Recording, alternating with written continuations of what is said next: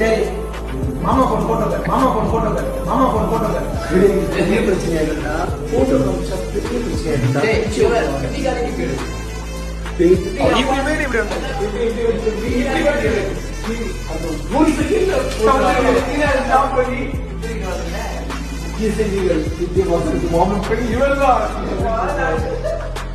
மாமா பொண்ணும் பார்க்கலான்னு எல்லாரும் ஆசையில தான் இருக்காங்க. டிடிஓ ஆக்சுவலி அவங்க பெருசா vlogல வரமாட்டாங்க. அது போக இப்போ வந்து எங்களோட ஃபேமிலி ஷோ, அதனால கொஞ்ச நாள் போட்டுவேன். கண்டிப்பா நான் உங்களுக்கு காட்டுறேன்.